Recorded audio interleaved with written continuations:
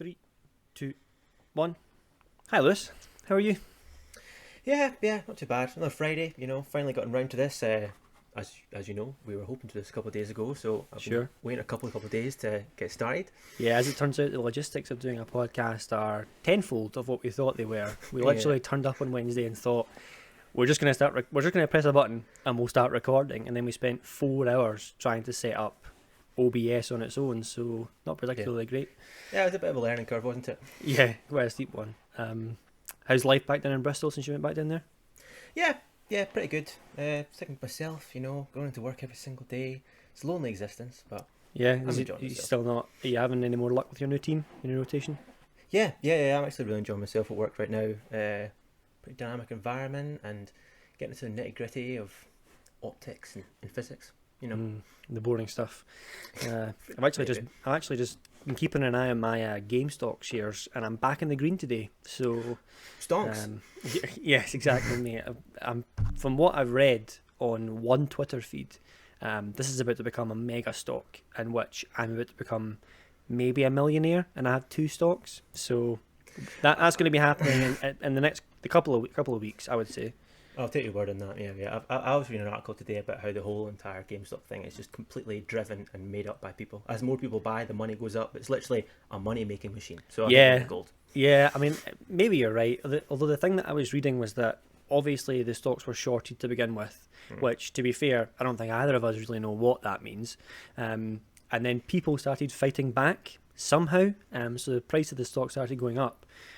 But from what I understand, there are now like 4 times more shares in the world than there are actual shares for GameStop somehow. There's these like synthetic stocks that are floating around in hedge funds, and they're all currently on like options to buy back or something like that. And then, but then in weeks' time, apparently they have to be bought back at a price that they stated like 4 weeks ago, in the hope that they'll go down, but they're not. Right. So the price is about to go through the roof? Question mark. Right. Okay. So the shorts are going to run out. Okay, and then there'll be, I imagine, there'll be a huge amount more demand on the already existing stock. So any stock that you have, that makes some amount of sense. Yeah. So when the option runs out, they basically have to buy them back at market price, and because people own them now, people can just not sell. So the price just goes up and up and up. Apparently, I mean, I literally have no idea. I just have 2 stocks, and right now I've made about 20 quid. What the hell? Diamond hands. That's what it's all about. Good week for me. So anyway, if you didn't know, which you probably didn't, since this is the first time we're recording this podcast, this is Guide to the 21st Century, a podcast between 2 friends. I'm Scott. I'm Lewis. And we're basically just trying to navigate the minefield that is life in the 21st century. Yeah, so it's a funny one. The idea for this podcast we've been kicking around this idea for a long time now. You and I, we started hanging out really at the end of high school. Yeah, and we've been friends for much longer than that as well. Sure. Yeah, know each other since like we've been 4 or 5, the same primary school, but only started hanging out kind of near the end of high school, and obviously, as for most folk that age, the thing that really got us together was gaming.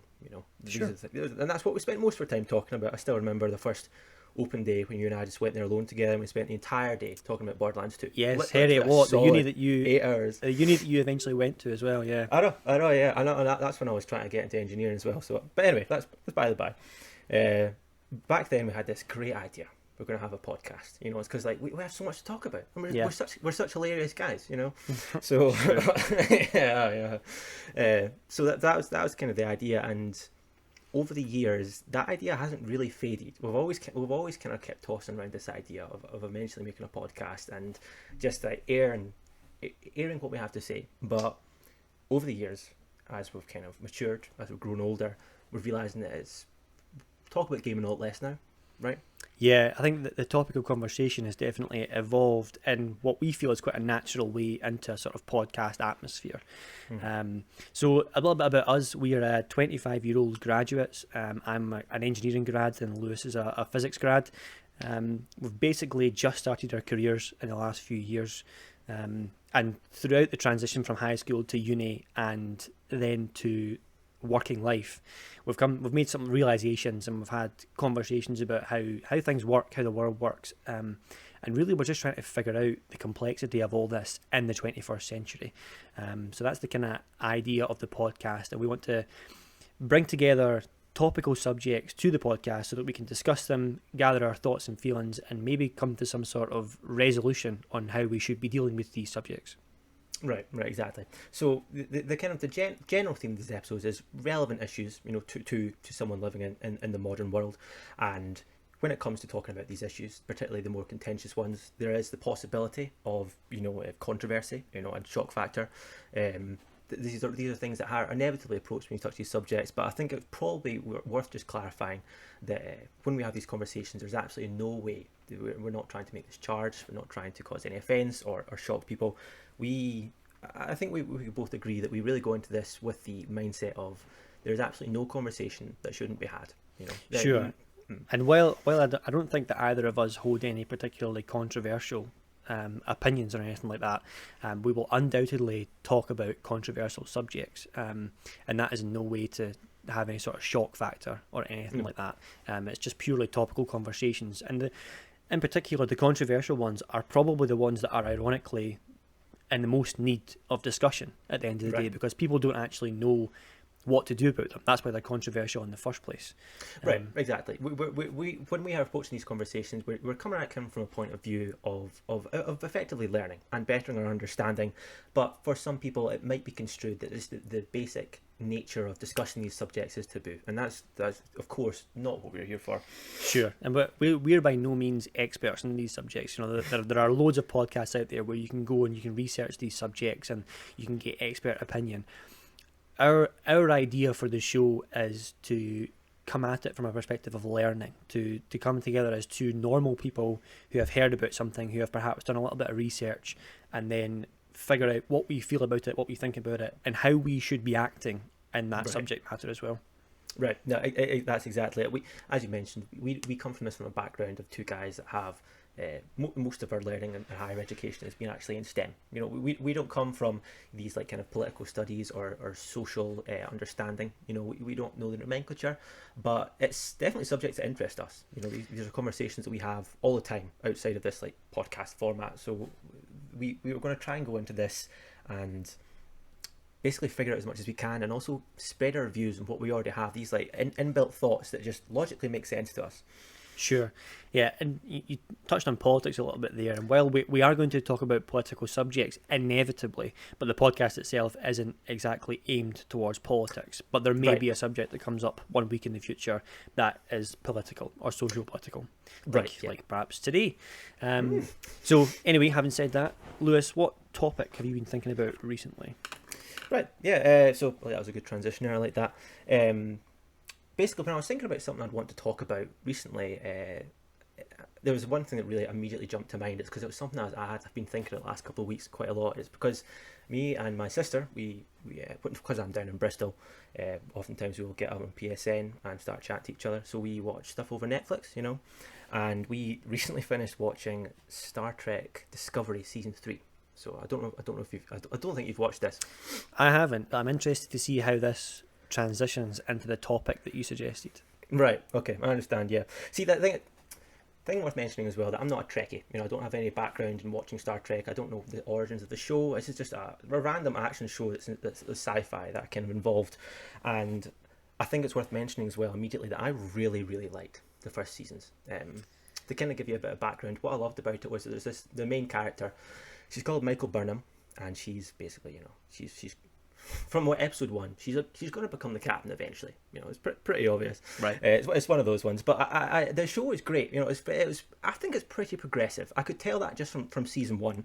It had like a really diverse cast, which with Star Trek you tend to find is just the way of things. The cast half were aliens in the first place, and it was pretty progressive. It had a strong female lead, and that's a word that gets tossed around a lot these days, but I genuinely mean it. Like, it wasn't the typical take that a lot of Hollywood takes on what a strong female lead is, which is like a stoic, emotionless woman that's like has to basically just emulate a man. I think she really gave a good impression of what strength was, and there's lots of topics of like unity and stuff like that. So I went to season 3 and I was pretty optimistic because I actually quite enjoyed this show, and I started watching these episodes, and I was like going through the series, and I realised I hated this, and I wasn't exactly sure why. So just season 3 in particular, not seasons 1 and 2. Just seasons 3, yeah. Up until then, I generally quite enjoyed the show.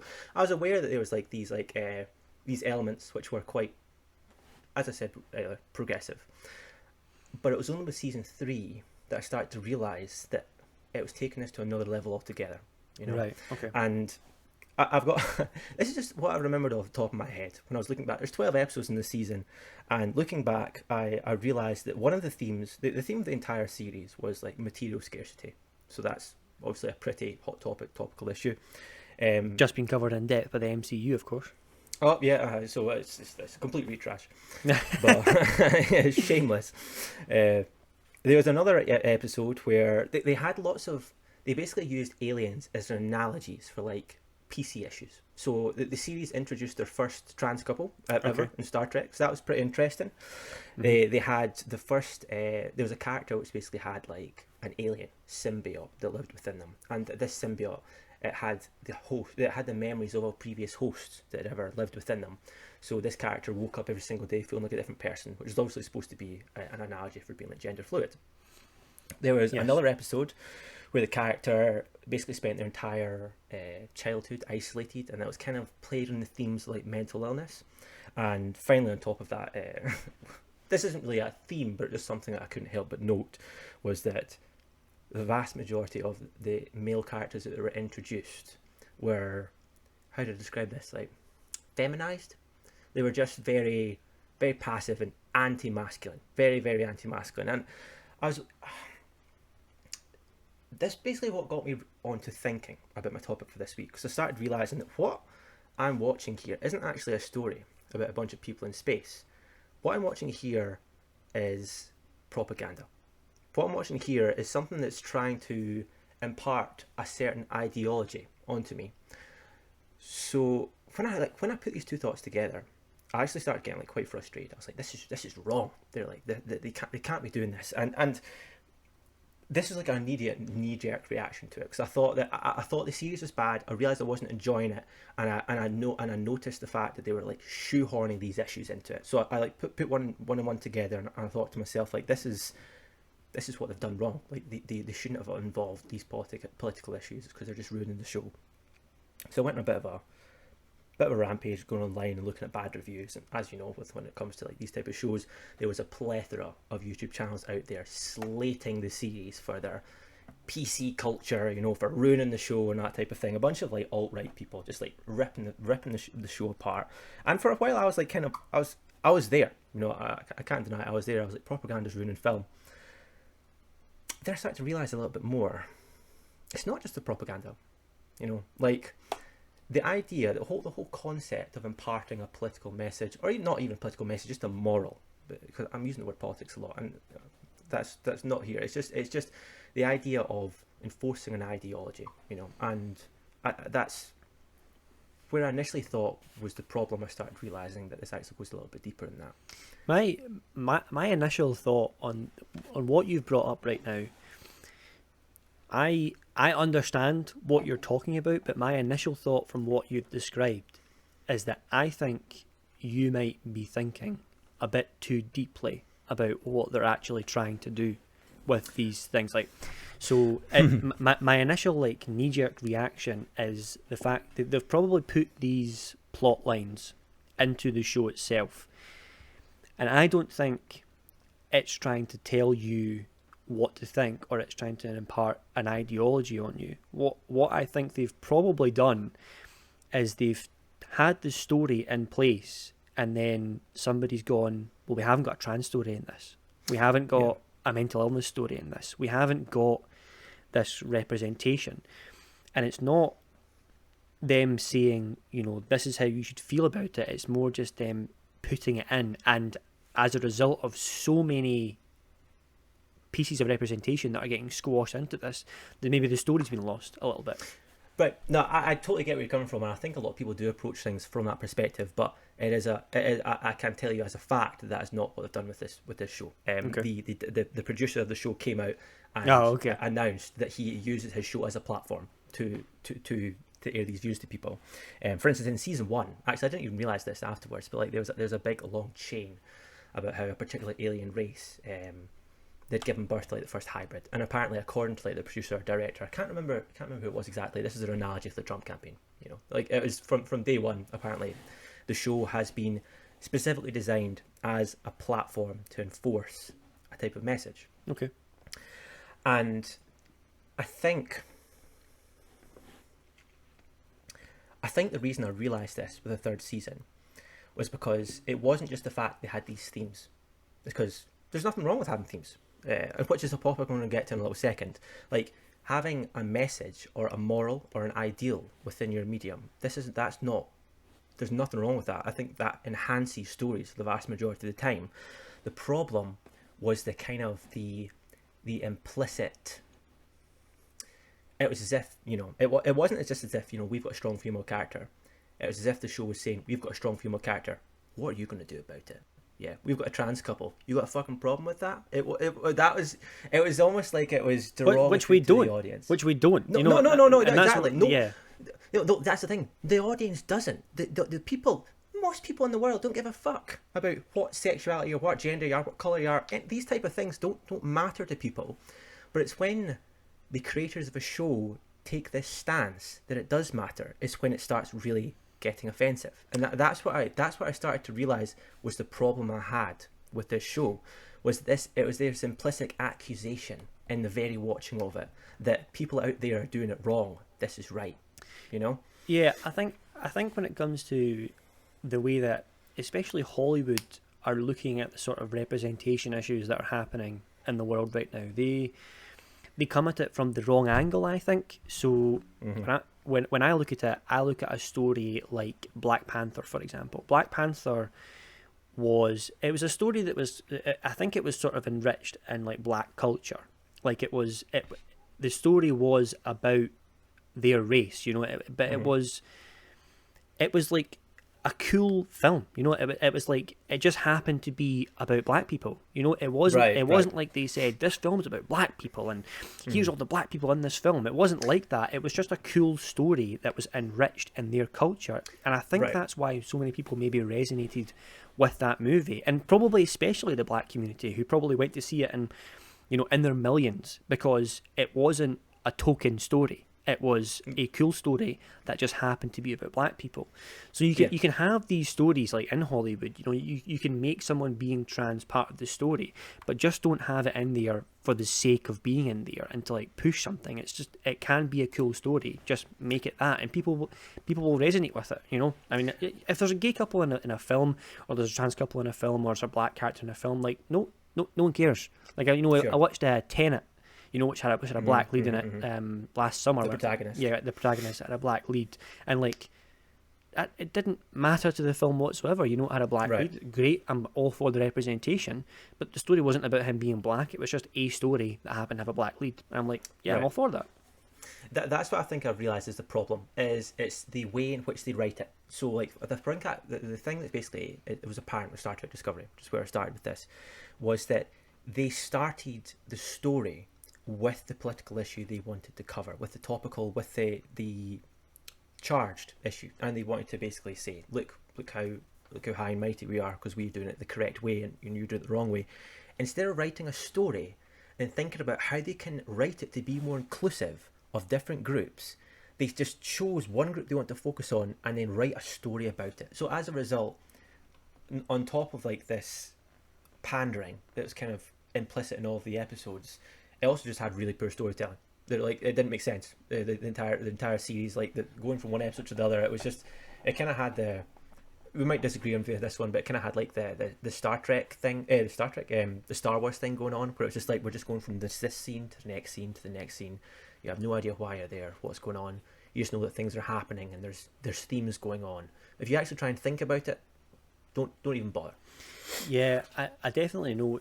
And, you know, I think we had different opinions when it comes to the new Star Wars franchise and how much we like them or not. But I think that, especially in The Last Jedi, which we fundamentally have different opinions on as a movie, I in particular, I think it's the best of the trilogy. Not for the reasons that I'm about to discuss, but I think it's the best in the trilogy, and I think you think it's the worst. Yeah, without a doubt. Mm-hmm. Yeah, so that's probably another episode down the line. In The Last Jedi, there is a number of, well, I'm thinking about one character in particular, and it's the character Admiral Holdo, the woman with the purple hair. Right. Now, she kind of gets shoehorned into the movie, and I think it's like so obvious that she's in this movie because she's a woman. And the reason I say that is because her character is like sort of thrust into leadership after Leia is like knocked unconscious, and then she showcases like no competence whatsoever in the beginning. We have like no reason to like this character, to trust her, to do anything. And at the very beginning of her scene, she fundamentally has an argument with a character that is already established, who happens to be a man, who we already know is extremely competent at what he does. Right. So she has an argument with Poe Dameron, who's been established as this sort of cocky, the Han Solo of this trilogy. The best pilot in the Resistance, Leia's top general. And she fundamentally just flat out is like an asshole to him at the beginning, and it's know your place, flyboy. Yeah, it's clearly done in the way of like, it's a message, and then later on they're like, oh, she had a plan all along, and it's like, well, why didn't she just tell him this plan at the beginning, and then we would have trusted her, But instead it's sort of shoehorned her in as a woman, and the audience had like no reason to trust her. That's why people have a problem with that character in the movie, not because she's a woman, it's because she comes across as incompetent, and she automatically disagrees with characters that we know are competent. Yeah, well, that's the thing that I just don't understand about her character. Like the fact that she, like I kind of understand what they were trying to do with her. It was to try to take a seat, like the typical hot-headed alpha male. Let the woman take charge of this. And that could have been fine on its own. It would have had people like rolling their eyes type of thing, like they didn't need to do this. But it could have been fine.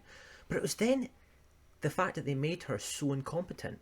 It was like, why? What? I don't even understand. Or at least they made her seem incompetent for a while, and then at the end made her competent. Like the audience feel like she's incompetent. We don't know that until she's like, oh, I've had a plan all along, and it's like, I could have told you, but I didn't, for no benefit. Yeah, but even like from an audience's perspective, or even like an in-universe perspective, the fact that she didn't share the fact with the commander there, which was Poe, that she had this plan, that doesn't make any damn sense, Yeah, like the only point of reference the audience have of her up to that point, she gets like introduced and she stands up, and Poe turns to the extra sitting next to him and goes, "Is that the Admiral Holdo?" And he goes, "Yeah," and that's it. That's all the audience have to go off. And then immediately after that, she tells him to get the fuck, right? And then automatically, like, the audience just isn't going to like that character, and she's been put in to be representative of sort of female leads, and it's like, well, like she's not competent in any way, and this is in a franchise that already has Leia. Like, nobody questions like when she makes decisions and stuff like that, because she's been showcased as competent in the original trilogy. Like, we know her, and nobody doubts her commands. Like, she tells Poe what to do, and we're like, yeah, you get that done, mate. And this new character comes in, and we just don't know who she is. We have no reference of her competence, and she comes across as completely incompetent as well. I think like the crux of this whole issue of like of putting these kind of like undertones into movies and trying to spread these messages, for me, I think I've kind of realised that it just comes down to like the pessimism that was involved in it. Like, see when movies put these things in, and I think it's just to tick a box. It's to try and make a demographic happy, so that the like the people that review this online, like Rotten Tomato scores, like the official guys, not like the public score, but the critic score. See when they make these decisions in order just to try and pander to one of these groups, I think you're going to make you're doing it wrong, and that's a pure pessimistic view. When they're doing something that's not inspired by art, it's not inspired by creation, it's not inspired by storytelling, that's truly just inspired to try and make one progressive sounding message, that's ultimately. And I think there's a couple of good examples.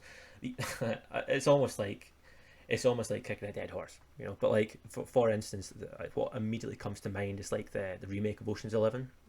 Like no one needed a remake of those films. They're perfect, and someone came around and just thought, why don't we just try and make the same film, but this time with women. Yeah, and it was the same thing with the Ghostbusters remake, which, by the way, I haven't seen either of those movies, to be honest, so I can't pass judgment on them. I don't know what they're like.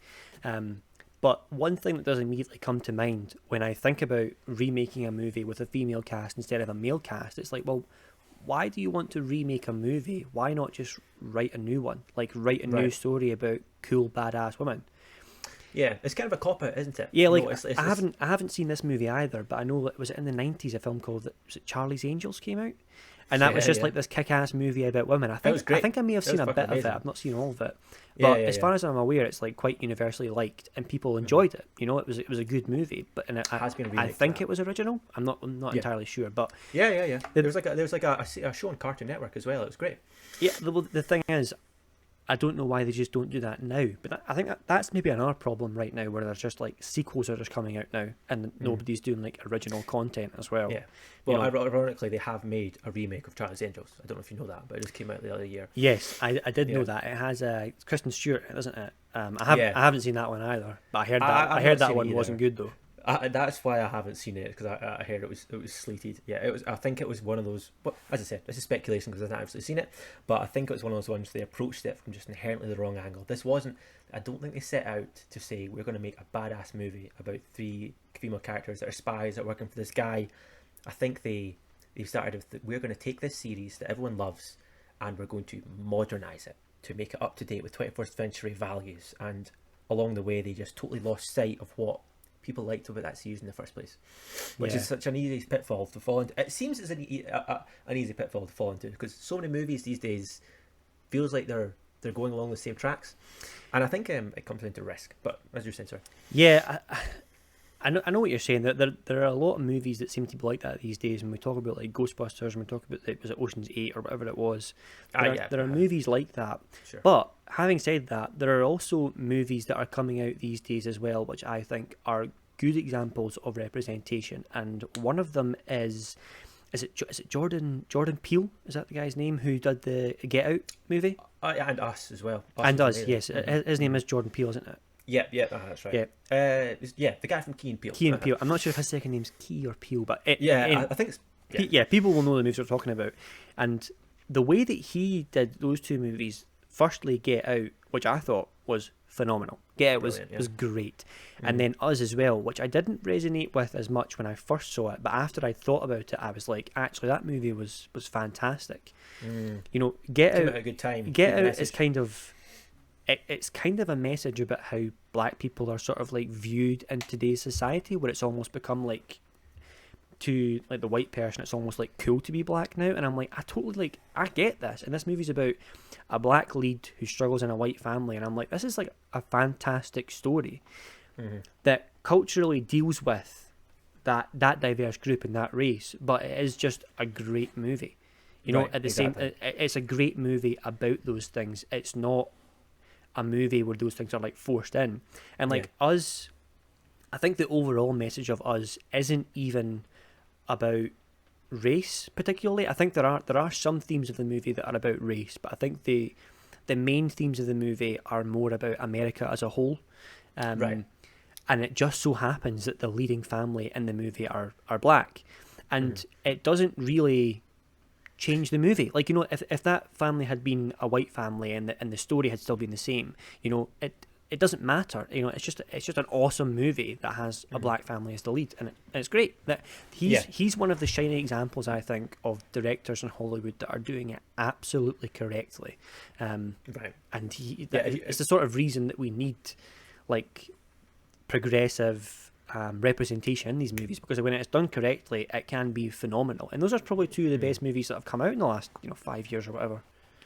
I completely agree with you. If you want any type of message to stick with people, you need to incorporate this into the movie in an organic way, and most importantly, you need to make a bloody good movie. You know, just something that people enjoy. I think this kind of brings me on to the example which I was thinking about. This is like completely not like race, but a movie that I think everyone can agree was like extremely charged when it came out, and that was Joker with Joaquin Phoenix. Fantastic film. A terrific film.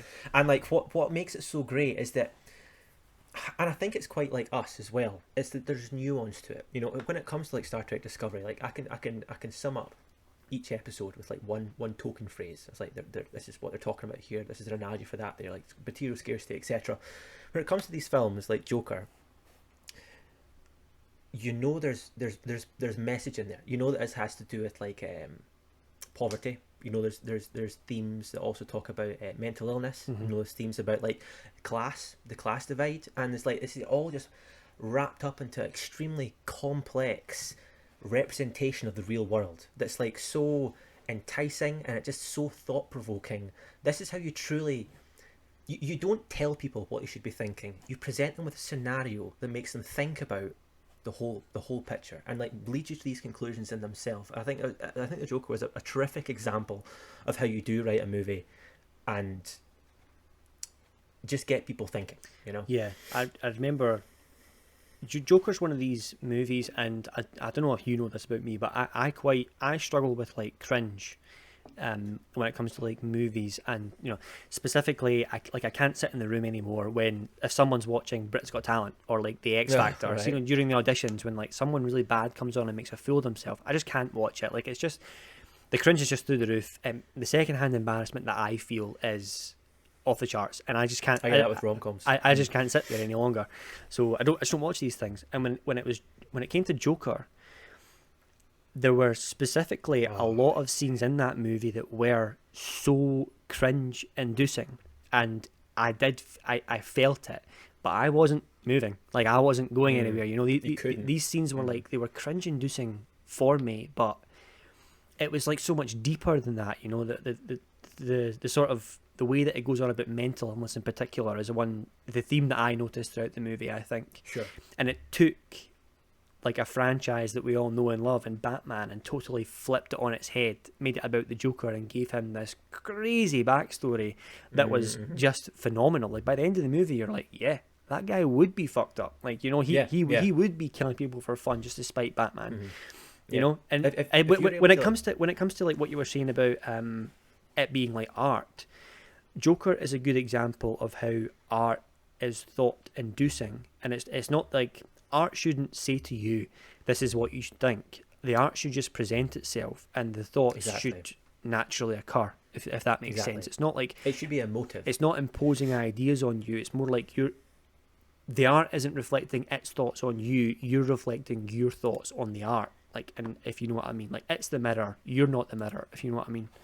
That is exactly the kind of the kind of how actually I ended up reaching the end of my whole thought process when it came to this messaging in films. As I realised, like, there's a nuance here. It's like I firmly believe now that having these messages in films enhances. It can truly enhance a film, and it can make you walk out of it just saying, I cannot believe that just happened. You know, like, see when they're able to have a film and it's so intense and so intelligent that you're like literally sitting there watching the screen thinking, what are they thinking right now? You know, that is how you send a message to people. That's how you send, and it's not even like it's too complex to try and just send one defined thought, like, this is good, this is bad, these are bad people, these are good people. Like, you can't boil these type of concepts down into a film in this type of way and expect them to, like, 100 different people can go and watch Joker and they'll all walk out of the film with a different thought in their mind, you know, and a different message they've taken away from it. This is how you incorporate messaging. This is how you incorporate ideologies into films, because that also, it just enhances the society as a whole, you know. Yeah, and they managed to incorporate mental illness into Joker in such a way that it was just like it was also an awesome story at the same time that happened to be about really like controversial like subject matter, and I think he has to be applauded, Joaquin Phoenix, for his performance in that, because he was uncanny, out of this world in that. Like, he deserved all the praise that he got for it. It was absolutely fantastic. But also, when it comes to representation, though, the message doesn't exactly have to be in your face, if you know what I mean. Like, that's what I was kind of meaning. To go back to like Black Panther, though, the messaging in that isn't as, like, the movie isn't necessarily about throwing a message at you, like, or it's not exactly thought provoking either. Like at the end of the day, Black Panther is an MCU movie. It's a superhero movie.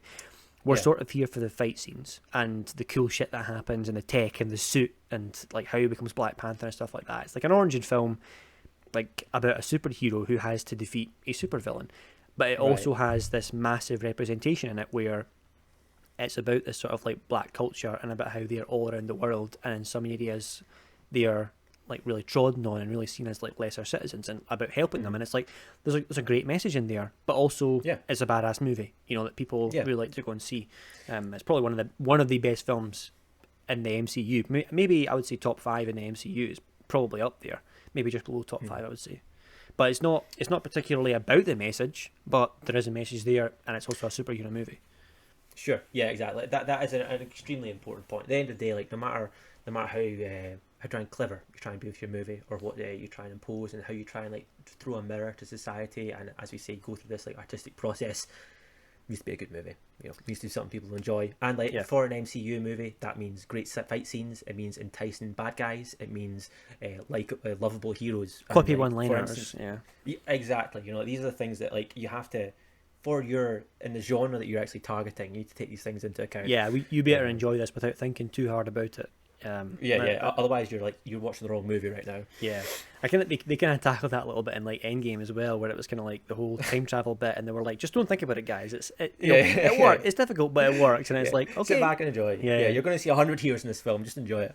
Yeah. So Star Trek Discovery was just wrong in all those ways, I guess. Maybe I should go and watch it now just to understand what you're talking about, but. No, I understand where you're coming from, because I do kind of enjoy sometimes watching something because I know it's bad, like Doctor Who. Like I watched the decent episodes because they got so much hate and stuff like that. I honestly could not recommend you watching Star Trek Discovery, man. It's not even bad in a good way. It's just mind numbing, you know. Okay. But yeah, that's it's quite interesting, and like just to touch on point right at the end here as well. This whole kind of like foray I took into considering how messaging is incorporated into films, and how the kind of ideologies can be imparted through the media of film.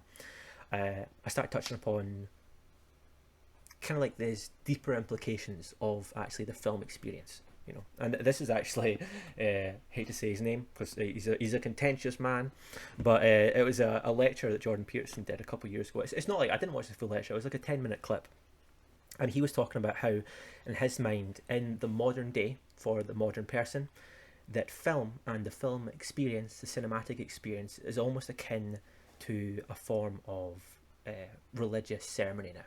You know, it's like back in the Middle Ages, what everyone would do is that once a week they'd get the family together and they'd go to service and they'd sit down and they'd ponder, they'd think about the messages that are being read to them, they'd spend time with their family, and they'd just do this ritual. And how there's almost this modern equivalence to it today, but these days, instead of listening to the Bible, you're watching like your Marvel films, and whether you realize it or not, you're actively engaging with what's on the screen in front of you. You know, you might not agree with the messages, or you might not even be subtly aware of the messages that are going on, but you are taking in this information, you know. And there's societal implications of how Hollywood affects the ethos of like the actual the thought processes that like, affect the entire world here. You know, like whether you want it or not, like think about how billions of people that have watched Endgame. See, the people that are writing this film, they have so much power, so much influence over the entire world. And the obvious one is thinking about stuff like ads and stuff like, you know, the usual thing. But just in terms of how people think, there are subtle things going on here that we're not even aware of, that we are taking into ourselves. And I think it's a really, really important issue to start thinking about film, cinema, media, shows in a little bit more of an active way like that. I get it. I get what you're trying to say, and I get the point that Jordan Peterson is making. Although I feel like when he says that films are like a religious experience now, when he talks about people that used to go to like sermon and stuff like that and think about their thoughts and think about the things that have happened and the messages they're receiving, that's much more of a active thought process where you're actively sitting down. You're like, I must think about this. Church is reflective. Yeah, sure. Right. And when it comes to these like MCU movies, for example, I don't think there's the impact that one of those movies will have on you in comparison to like a 2-hour session in church would be minuscule compared to that, if that makes sense. No, I get where you're coming from, but it's more the fact that what you're doing, whether you like it or not, you're actively engaging with it, and no matter to what extent you aren't watching these you aren't watching a character and then sitting and just pondering the message of it like you probably I imagine you'll be doing at church, but just through the act of interacting, the messages and the ideals are being rubbed against you. Subconsciously they are being rubbed against you. I would agree with that. And one of the things that I would bring up in relation to that is the negative impact that these movies might inadvertently be having on people's opinions. So to bring it back to the Star Wars example with the Admiral Holdo, with Laura Dern's character, the fact that character had such a negative reaction, had such a negative backlash, and I think probably justified negative backlash because she was portrayed so badly, that will be having a negative impact on people's thought processes towards women representation in these movies. There will undoubtedly be people who don't think about this like we have, who don't see her as a symbol of incompetence and just see her as a female lead, and they go, fucking women shouldn't be in these movies. These messages, if they're conveyed poorly enough, may actually have a negative impact on the message that they are trying to send. So people might actually come out of that movie and just say, you know what, the fucking women shouldn't be in charge in these movies. That might be a reaction that people have because they don't think about her character. They don't think about why it's bad. I feel like I've thought about it on a level where I'm like, okay, I can identify why this character is bad, and it has nothing to do with the fact that she's a woman. But other people, she's been written by idiots. Yeah, other people might not think about it like that. They might just leave the movie and literally think woman bad. That could be the reaction. If people are wanting to incorporate these themes into movies, then there is a responsibility on their part to incorporate it into the movie maturely. It's because, as exactly like you said, if you do that wrong, then you could potentially be causing damage by, even though your intentions were probably pure in the first place. You're trying to, in your own way, trying to make the world more inclusive, or whatever you want to see. You're ironically just turning people against each other by badly portraying the very group that you're trying to boost in the first place. So exactly. But when we think about that movie in comparison to the good ones that we referenced, Black Panther, Get Out, Us, nobody came out of Black Panther and thought, well, black people shouldn't be the lead in movies anyway. No one thought that in that movie. Know what I mean? No one came out and thought that. No one watched Get Out and thought, black people are equal in this society. Nobody thought these things. You know what I mean? They came out with it was a thought-provoking movie, and they came out with a message that the director probably was trying to convey and conveying correctly. Whereas the Star Wars was just, there's a female lead here, don't question it. If you question females, you're sexist, kind of thing. And it's people come out of that movie and they're like, well, no, she was bad, so don't put women in these movies. And that's not the answer. It's not the message they're trying to convey. They're doing it badly. People are receiving the wrong message, and it's actually negatively impacting what they're going for in the first place. Right. Yeah. That's exactly it. So so it's a pretty nuanced topic, really. I started this and I watched that damn show. I was like, propaganda bad, And now I've now thought about it a little more. I've hashed it out with you, and I'm starting to realise there's so much responsibility, so many implications, and as we were going back previously, I think the crux of it, the vast majority, it just comes down to your intentions when you're implementing this in the film. If you're doing this whole process backwards, if you're disregarding the artistic process, then I kind of feel you're just setting yourself up to fail that way. And like you touched upon at the end there, you have a responsibility to the group that you're aiming this message to, not to fuck it. Yeah. And it can ironically just end up backfiring. And I think Star Trek was a prime example of where it just goes terribly, terribly wrong. I think when it comes to these movies that message these things in the wrong way as well, you always hear about these movies absolutely tanking at the box office. You hear about the movies that you think are including messages the wrong way, like Ocean's 8, I think did pretty badly at the box office. I'm thinking about that one Ghostbusters did badly. the one with Margot Robbie, Birds of Prey as well. That one came out and it absolutely tanked. And it's like people don't want to be pandered to. They don't want you to tell them like what they should be thinking or anything like that. But the movies that do incorporate these messages in the correct way are blockbuster hits. You know, it's a funny one. If we compare the bad movies that we thought about to the good movies that we thought about today, you know, Star Wars aside, because it's Star Wars, obviously. Sure. Yep. If we look at like Ocean's 8, Ghostbusters, Birds of Prey, like I just mentioned, these movies don't make any money.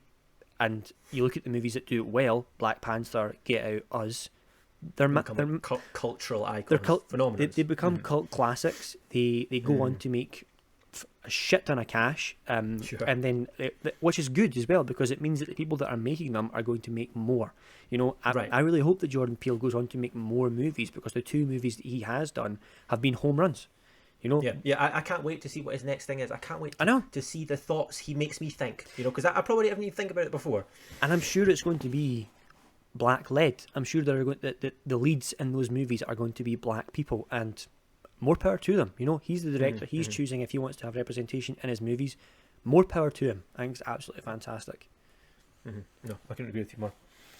So, to summarise, I think we look at these messages in movies, and I think you've come out of Star Trek Discovery with like a really negative reaction, and yeah, without a doubt, we've just kind of broken it down into how we think these messages should be conveyed, and that Star Trek just hasn't done it well. Yeah, I think that's exactly, and as I kind of mentioned, I think for me, I think a huge amount of it comes down to your starting point, where your approach is from. So if you start writing something and your end goal is the message you want to convey, you're setting yourself up to damnation. You know, if you have a great idea of a movie, if you go through an artistic process, and you're also the type of creator, director, content maker that has an awareness of these issues and an understanding of how to implement them, and as I kind of mentioned during the discussion as well, if just a good movie maker, if it's going to be a great goddamn kick-ass movie, then you're kind of so much more likely to end up touching people and making this emotional connection and making this impact in society. So it's a shame. It's because there's this risk. You know, it seems that it either goes really, really well for them, or it goes really, really poor for them. And for Star Trek Discovery, it was an example of where they didn't do the homework. They didn't think about the audience. They didn't think about the heritage of the show, and it just ended up being a perfect storm of ingredients that ended up just ruining it. And as an aside as well, by the way, it's more or less been confirmed there's not going to be a season 4.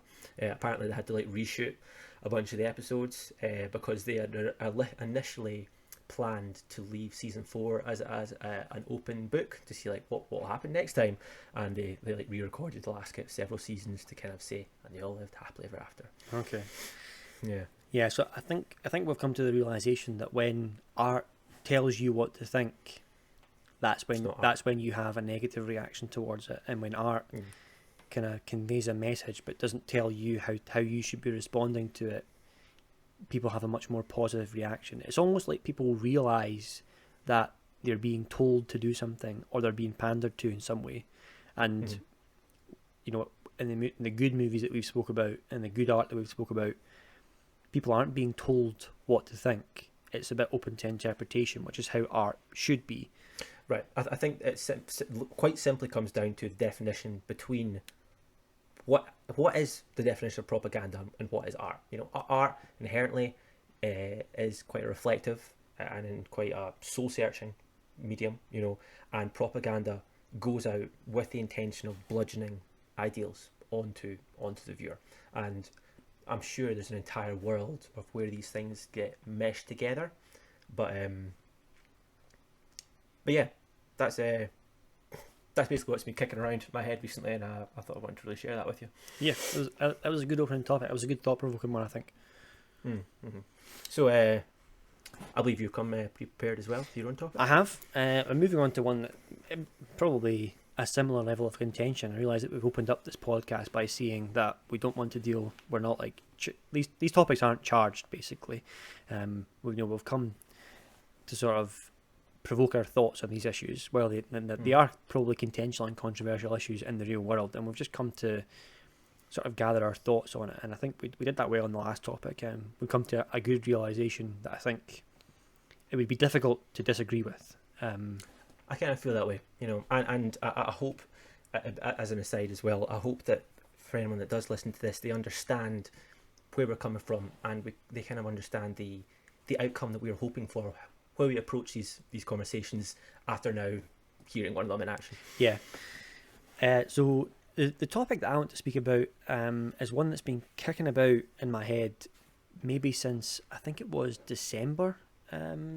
Yeah, it was about December, and we started talking about doing this podcast in December across the Christmas holidays, and then you got COVID, so we didn't do that. But yeah, so it's a little bit dated right now, but the overall issue is still one that society is kind of dealing with on a whole, I would say. And the main question that I'm thinking of is, why do LGBTQ plus people get so much backlash when they come out?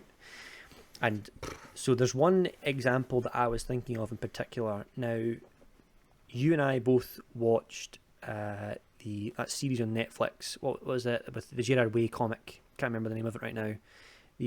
What comic? Sorry, I missed that. The Gerard Way comic. It's a series on Netflix. The third season, I think, just came out. Or it's about the superheroes. Can't remember that. Can't remember the name of it right now.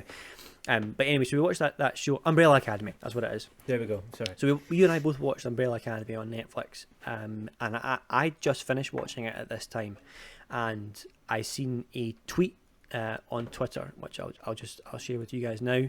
For those of you that are watching the video, and for those of you that aren't, I'll read through some of it, not all of it, because it's quite extensive. So the actor formerly known as Elliot Page came out as trans over the Christmas break. I think it was about December, and now wants to be identified as Elliot Page. So the post goes as follows. Hi friends, I want to share with you that I am trans. My pronouns are he, they, and my name is Elliot. I feel lucky to be writing this, to be here, to have arrived in this place in my life. I feel overwhelming gratitude for the incredible people who have supported me along this journey. I can't begin to express how remarkable it feels to finally love who I am enough to pursue my authentic self. It goes on a little bit about how she's been inspired by the trans community, and she feels like she's in a compassionate place right now. She also goes on to ask for, or he also goes on to ask for patience, He says his joy is real, but it's also fragile. The truth is, despite feeling profoundly happy right now and knowing how much privilege I carry, I am also scared. I'm scared of the invasiveness, the hate, the jokes, and of violence. To be clear, I am not trying to dampen a moment that is joyous and one that I celebrate, but I want to address the full picture. He then goes on to talk about how transgender people are receiving sort of abuse, about people that have been murdered, how the majority of them were Black and Latinx people. And it's a bit of a cry towards the political leaders who work towards criminalising trans healthcare, and she's basically sort of advocating for trans rights. So she goes on at the bottom to say that I love that I am trans, I love that I am queer, and the more I hold myself close to fully embrace who I am, the more I dream, the more my heart grows, and the more I thrive. And he issues his support for the wider trans community. So I kept using the pronoun she there, obviously by mistake. So it's basically him coming out as a trans person, announcing his pronouns and just expressing that in a message. Now, that was fine. I read that. Absolutely fine with that. Happy for them to come out and do that and to be who they are. That's absolutely fantastic. I'm glad that... Imagine that. Yeah, was quite difficult. I'd imagine that it's probably been a lifetime of realization and difficulty for him to then come out and do this. It's probably been an internal struggle for his entire life. It must have been absolutely game changing for him to come out and do this. And I totally appreciate that. I don't understand it in any way, shape or form. It's not something that I can even appreciate or even begin to realize, but I understand that this must have been difficult. Now, I clicked on the tweet and I've seen that there's a lot of likes in the tweet. Obviously, for people who are supporting the trans community, there's 1.7 million likes, which is massive. But when you begin to scroll down, you see God. things like this, the first response that I can see here is, I hope she gets help. And it's like, okay, well, first of all, this person isn't using the pronouns. Like, you know, as much as I just made a couple of mistakes, like during that reading, That was not. it's That was not malicious intentional. intent. Yeah, that's me just trying to get used to the idea that this is now Elliot Page and no longer Ellen Page.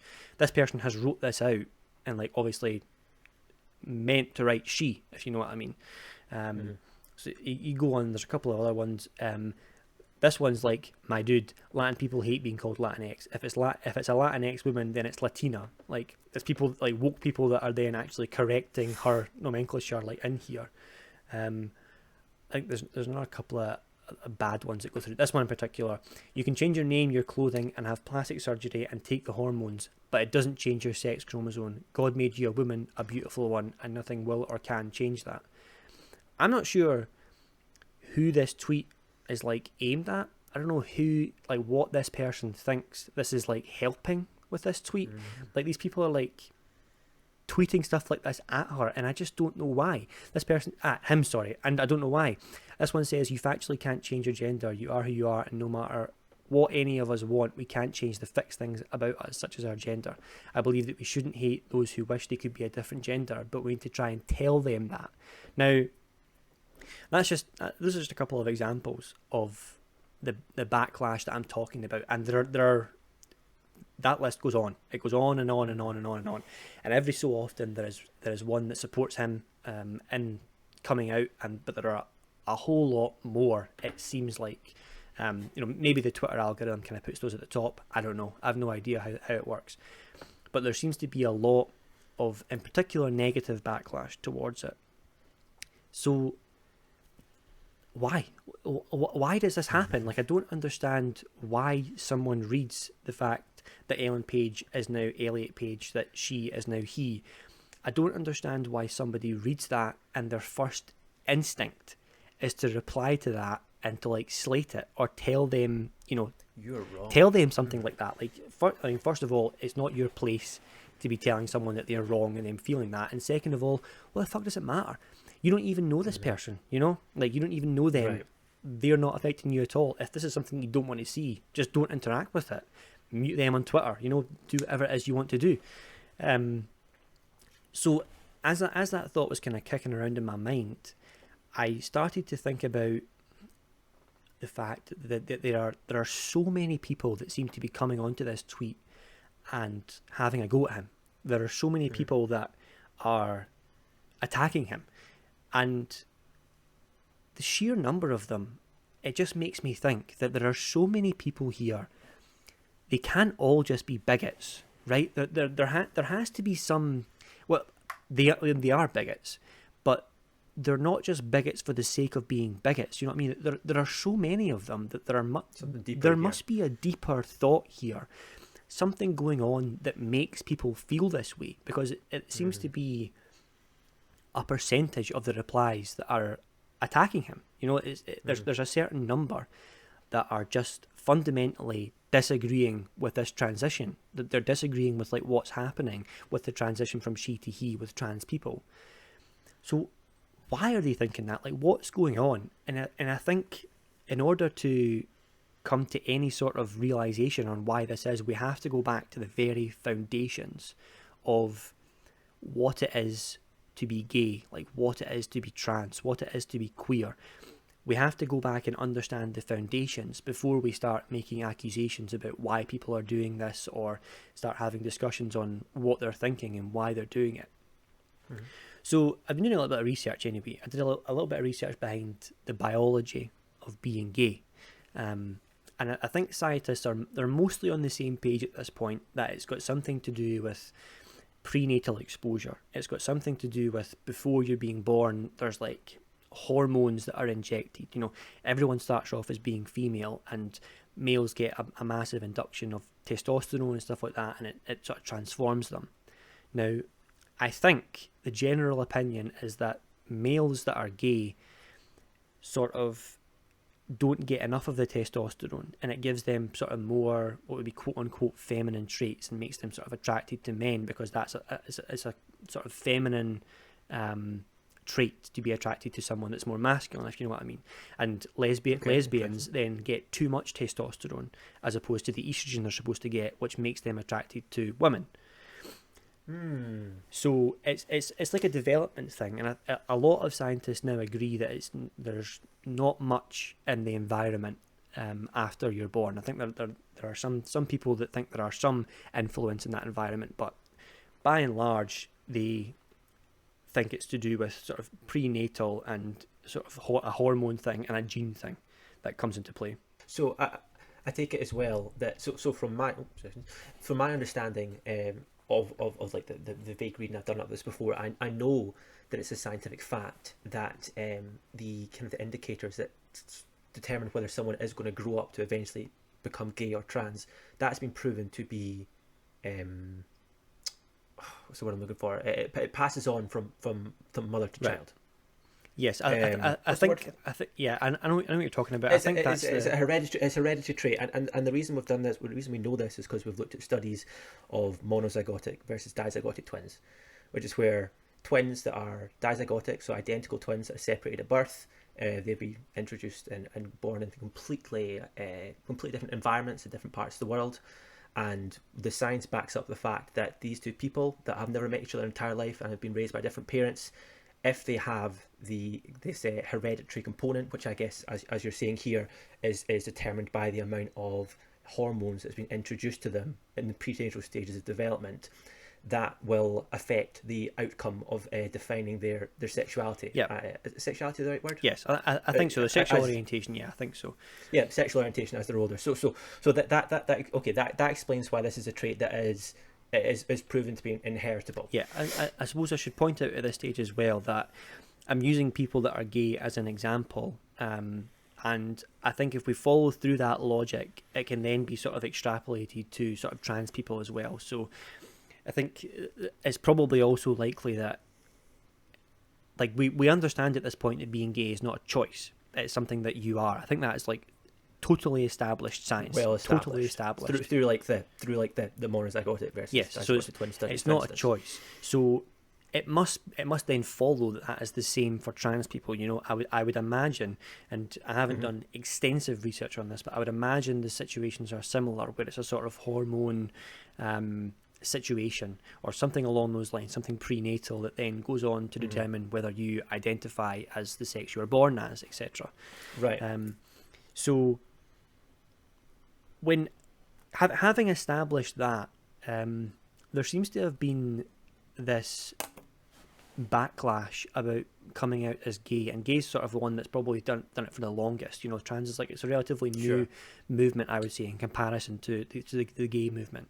Now, there's been sort of like literature against being gay for like so long now, like even in like the Bible and stuff like that. There's like, I think it's like one of the commandments is that it's not like thou shalt not lie with another man and stuff like that.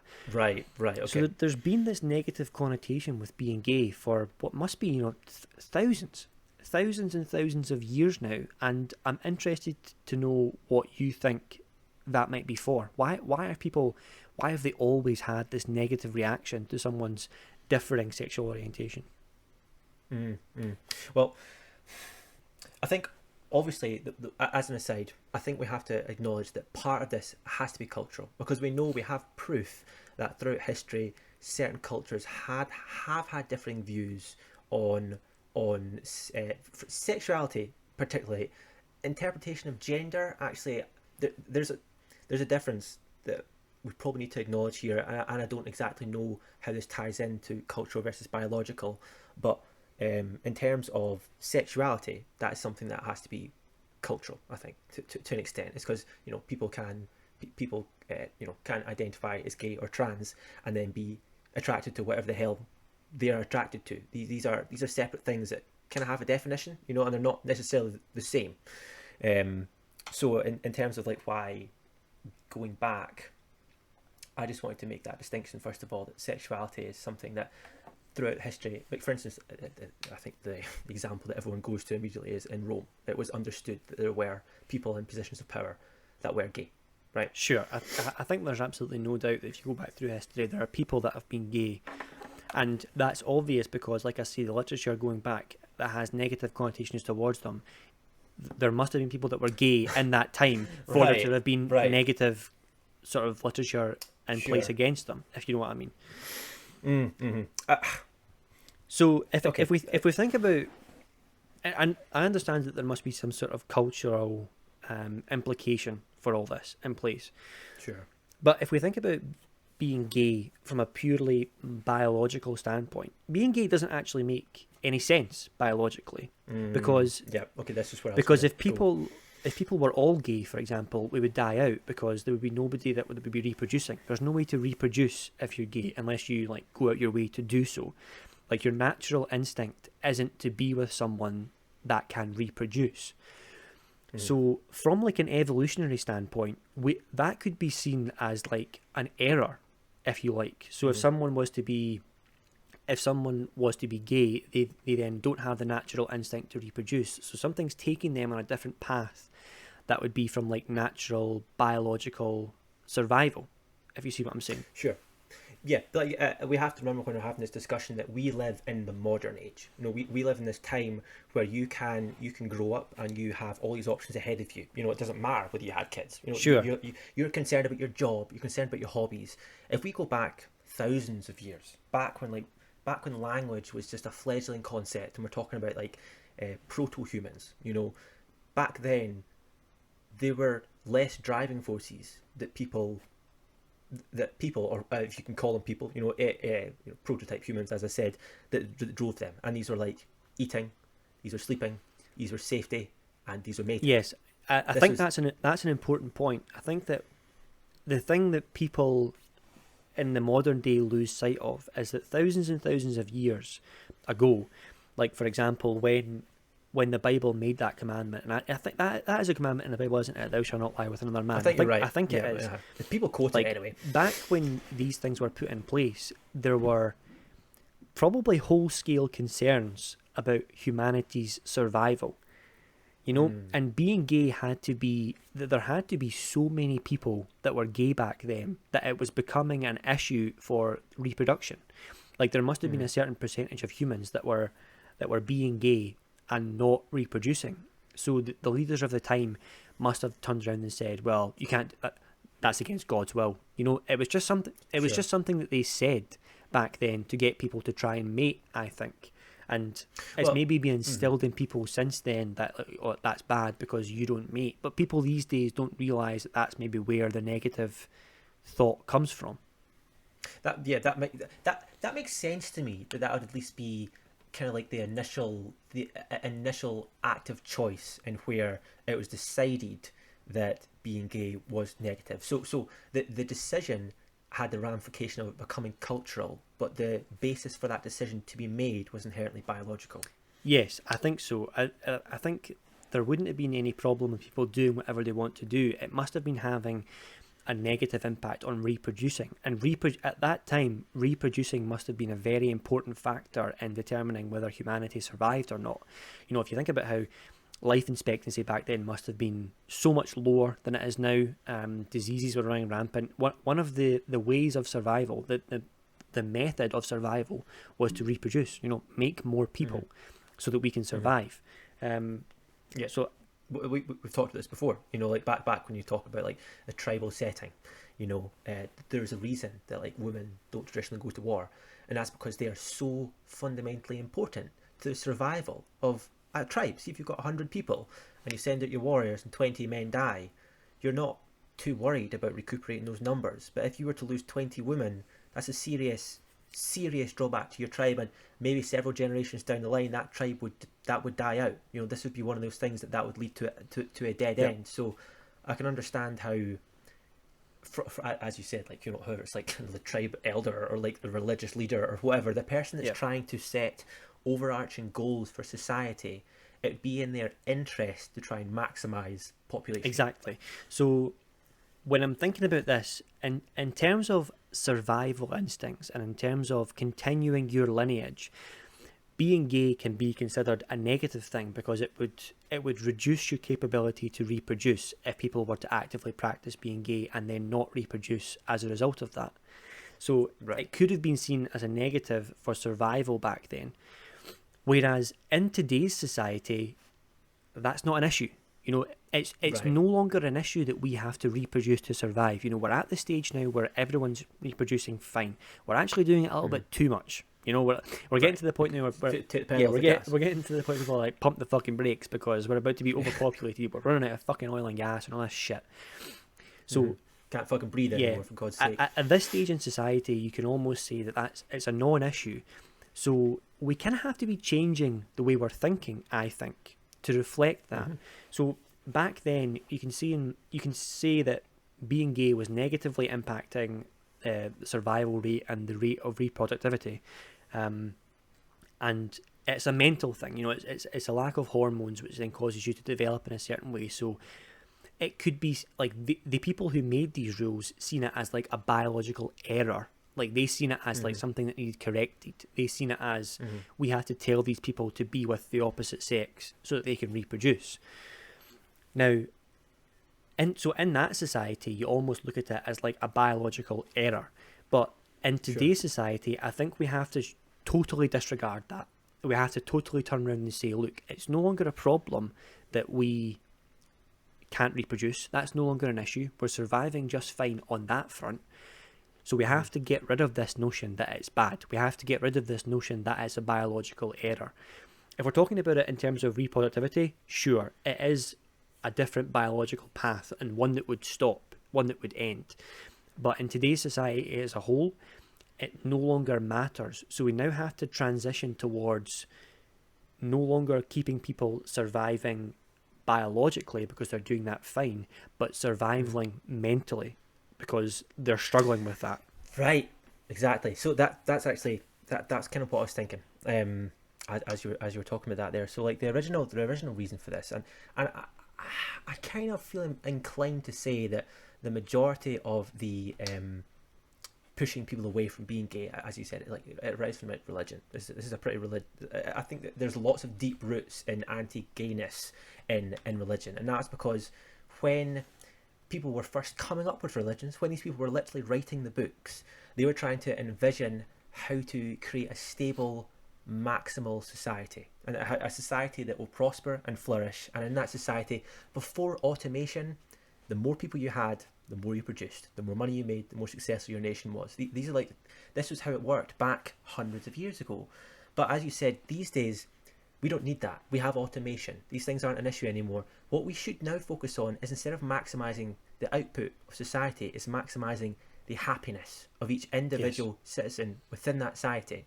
And so this, it almost, I guess in that way, it feels like this attitude that people have is like an old callback to like an archaic belief. Aye. You know? So that was one of the reasons why I turned around and I said, look, there's so many people that are giving Elliot Page backlash on Twitter that this can't just be people who are deciding on their own they don't like this. There's so much commonality in the thought that these people are having. There must be something that is driving this thought process because there are so many people that are doing it. And I think it is this fucking caveman mindset of like, you know, we need to reproduce. There must be some sort of biological imperative for these people to turn around and say, you know, you can't do this. This is wrong. And I think the key to solving this is to educate these people on why this is now the wrong thought process, about why this is now the wrong thing to be doing, because what you're talking about no longer matters. You know, when someone comes out as trans, the fact that that person might not reproduce is not an issue. You know, that's not a problem that we have to deal with anymore, and it's not something that you have to bring up in somebody's Twitter feed. You know, I think the problem might be a bit harder to solve than that, is because I don't think these people that are talking in their feed there, I think this is maybe something that we're like analysing here, but these people that are writing it, they have no concept of why they're writing it. I think, unfortunately, what we're seeing in an example for like people's Twitter feed and like social media and like this backlash that happens to people that come out as trans, gay, whatever you have it, is just the inherent us versus them mentality that human beings have, right? Like like human beings, no matter what bunch of people you get and put them in a room, they'll ostracize people. They'll choose others. They'll identify, you know, look, we're the guys with blonde hair and they're the guys with brown hair. They're the absolute scum of the earth. These stupid things, you know. This is a slight aside, but when I was actually looking into political messaging in films and stuff like that, I started thinking about morals in cartoons, because like obviously cartoons have messages and stuff like that. And one of the examples I found was, do you remember Fairly Odd Parents? Yes. Yes. Yeah, it was on Nickelodeon, I think. It was. And in one of these episodes, Timmy Turner, I can't remember why exactly, but he couldn't get something, and it was basically, and it's because like there was people that were different from him. He was like, this is absolute bullshit. Like, I wish everyone was the same, you know. And what ended up happening in that episode was everyone was just transformed into grey blobs, and like everyone looked the exact same. So every character in the episode, like, they had their own voice, but they looked the exact same. And basically, what the theme of the episode was that eventually they grew this faction of people that was like, well, we're the greyer of the grey blobs, and that means you're inferior to us. And it was just like, and kind of, I guess the one of the underlying themes of the episode was that, you know, people, even if you do strip them and make things all equal, people will still be assholes. Yeah, sure. I mean, there's no denying that. I think when I talk about like education, though, I mean like inherently in like school, like when we're taught like sex education at school, when we go, it was called PSE or something at our high school.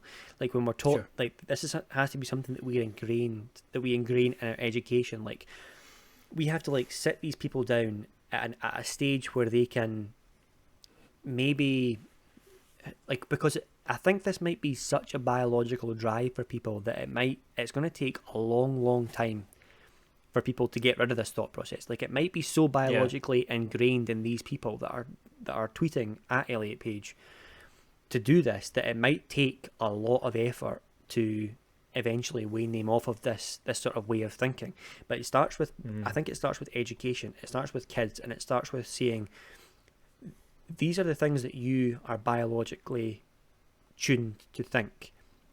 These are incorrect. Like, we have to be like, you know, when you see a gay person, if you're having these negative sort of thoughts towards it, you'd be like, yes, we understand that you're having those, but these are like old, archaic thought processes that no longer matter, and we have to train people into seeing that that's like not the case anymore, if that makes sense. Yeah, I hear what you're saying. I'm not sure though how much of the backlash is because of that. I kind of just feel from just my experience that the backlash is just caused by, one, the fact that people are assholes, two, you have the anonymity of the internet, and three, as you said, they have like this that you do have this biological aspect. But I don't know if that's the main issue. The good news is though that regardless of what the main issue is, I agree that the only way we can solve this is by education and by understanding. And I think from my perspective, now I'm thinking about it, the younger the better. You know, they were talking about pretty complex subjects here, and you don't want, I guess you don't want to be teaching really young kids about concepts like sexuality. But gender, that's something that needs to be taught young. Yeah, I think you want to be teaching them acceptance at a young age. It's not sure. You don't have to sit a 5-year-old child down and say to them, look, it's okay if men love other men. You have to, if a 5-year-old child kind of comes to you and says, oh well, why does Uncle Max live with this person? And it's like, oh, they love each other just like mummy and daddy, or something like that. You know what I mean? It's like, you have to teach kids that it's the same. You know, it's just that you don't teach kids anymore that it should be man and woman. You just teach them love. You know, you just teach them love between two people. Like, two people can love each other no matter who they are and stuff like that. If a transgender kid comes out at school or something like that, or a kid is sort of confused in their gender identity, you just have to, you know, if your kid approaches you and stuff like that, you just have to be saying to them, look, they're just a bit confused right now, so you just try and help them. You know, just try and accept them for who they are, and just try and help them through it, and you know, more of a togetherness and an acceptance about it. You know, which we could be teaching kids in school, not the sort of very deep implications that we're talking about right now. Maybe you can teach them that at a later age, but at a young age you can just teach them acceptance of the matter, you know, acceptance that a man loves a man, or that someone who is born a man identifies as a woman, you know, things like that. I don't think that that could never ever be a bad thing to teach people. No. Even outside of talking about like gender and like whether people love men love men, that type of thing. Just in general, you know, there are going to be people in this world that are different from you. They're going to have different views. You're going to see things different way. You're going to act differently. There's no reason for you to go on Twitter and start fucking browbeating them for no fucking reason. You know, what again? This is like it's when you started this, when you very started this topic of conversation, and you were like, why did they do this? I was like, why the fuck do they do this? Honestly, like, it's just so. I never understand the people that feel so self-entitled about their particular point of view that they want to start just screaming it blindly to the world. And I genuinely actually have quite a lot of faith about the idea of like the younger generation outgrowing, not even outgrowing, but like the median population, like outgrowing these kind of old dated way that we act. You know, like apparently among young children these days, the most offensive swears are all slurs. You know, like slurs that are like discriminatory against a certain type of person, whether that's like gay ones or like ones based on race, and that kind of that's got to be good, because apparently like 30-40 years ago, the worst words to the like the considered the worst words were like things like fuck and shit. You know, words these days don't mean anything, but these days it's all these charged words that all to do with division.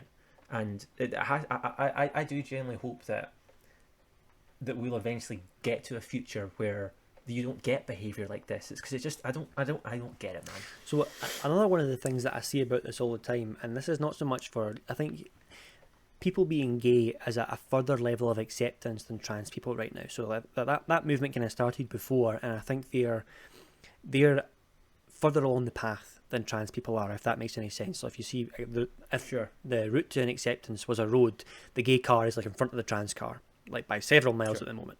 Now, for some reason, when people talk about being like trans and stuff like that right now, I hear a lot of people throwing around like mental illness as well. Like I hear a lot of people, like that comment. Like a lot of people are throwing around like this person is like ill, this person isn't well, which I think is also something that we have to stray away from, because when I think of illness, I think of bad. I think of something that is like negatively impacting you, like a disease or, you know, the cold or something like that. Something that's bad that's going on. If someone is trans and they identify as a different gender, or they identify however they do identify, that doesn't stop that person from being a functioning member of society. It doesn't stop them from doing the job that they want to do. It doesn't stop them from being the person they want to be. It doesn't negatively impact society in any way, from what I can see. It should actively be encouraged, because that person will be happier, and then they therefore will be a more productive member of society, surely. Right. Yeah, like the whole concept of saying that people that are like have attraction to a different person for you is a mental illness is just as stupid as saying that someone because they're like Asian and they have like different facial features, that's an illness. It's like, no, it's not an illness. They're just different. You know. So when it comes to, when like before, when we referenced being gay as a biological error, we have to get away from that now, because it's no longer a bad thing in terms of society. Now it's just a proportion of people that we have to accept, and we have to give the assistance they need so that they can become perfectly functioning and perfectly good members of society who go on to do things, you know, who go on to, you know, there must be a large number of gay people who do so much good in the world, a number of trans people who go on and do so much good in the world, and we have to sort of facilitate that, you know what I mean? The overall goal of society is to surely make everybody a functioning member. You know, we're all one team, we're all pulling together. That should be the functional goal of society, right? And if someone is not happy, they can't be fully involved in that, if you know what I mean. If someone is struggling with like genuine mental illness, like depression or anxiety or something like that, we have to like help them, which I'm sure a lot is within a lot of trans people, because they are struggling with this. Like Elliot Page must have gone through so many emotions trying to figure out who he was, you know? And we have to give these people the assistance they need, and we have to stop referring to it as bad, as an error, or as an illness, because those things aren't true anymore, you know? I think as well, I think from my perspective, I kind of wish we'd stop moving.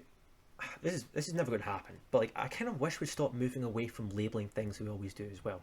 Like I don't think that's necessarily inducive to the issues that we're talking about here. You know, it's like someone saying like we're talking about trans person as if this is an easy thing, as if it's not a spectrum, as if this decision can just be made. Like these aren't things. Like people can grow up and they might for several years they'll be straight, and then later on they'll be gay, and eventually might be trans. But then like I assume might realize I'm not trans, I'm gay. And this is not easy. This is not something we can clearly define with a label.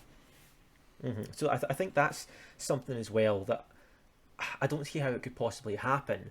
But I kind of going back to like. I want people to live and just focus on maximizing whatever makes them happy. You know,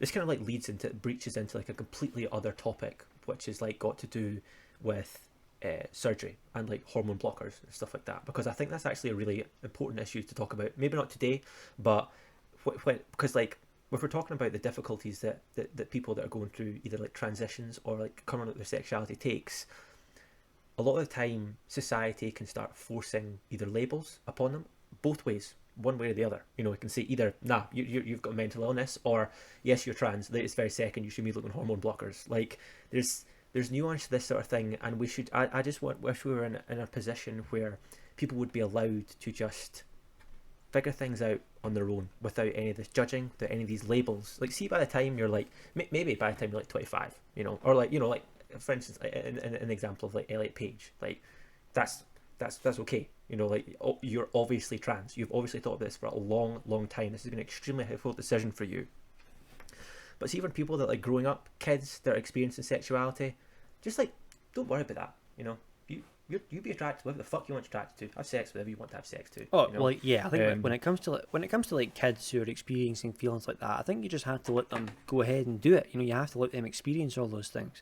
Although I would think that giving, you know, hormone blockers and stuff like that to kids is probably fundamentally wrong, because it'll alter them, and like these people that are still growing up, you know, I mean, I'm not. Again, we're not biological scientists here, but I would imagine that inducing hormones into someone who is going through puberty, for example, may detrimental. It may do something. It may harm them. You know, it may do something that negatively impacts them. I mean, we're not, as you said, we're not biologists, but we are scientists. Yeah, and at the end of the day, you are influencing brain chemistry. We can make some sort of educated guess.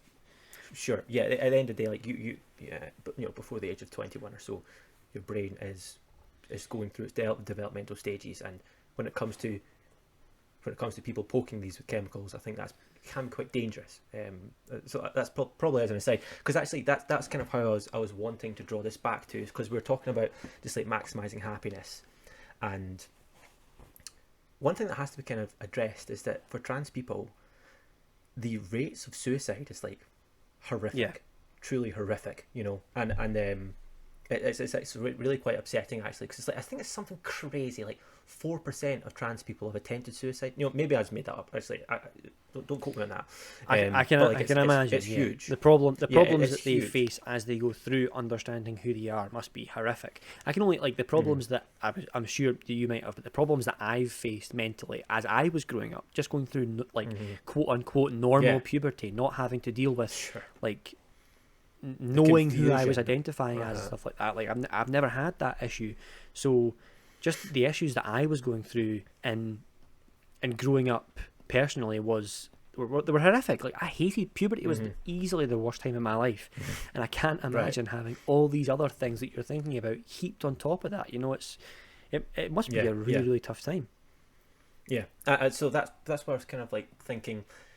You know, you're going through these like fluid changes. You're going through this one of the most difficult, confusing times of your life, and because you might be feeling one thing, all of a sudden you've got this label, and because you have this label, you might feel inclined to act the way the label defines. It's because like we you know, as we said earlier, like this, we believe that this is more nuanced than you are trans, you are straight, you're cis, it's not as simple as that. This is a spectrum, you know. So if we're on the topic of acceptance, I think we should just be accepting of the nuance here as well. One of the things that I wanted to speak about to do with labels is, in particular, how there seemed to be a large proportion of the backlash was like the last one I read out, when the person, I've still got it on the screen just now, and the person says, you factually can't change your gender, you are who you are no matter what any of us want, we can't change the fixed things about us such as our gender.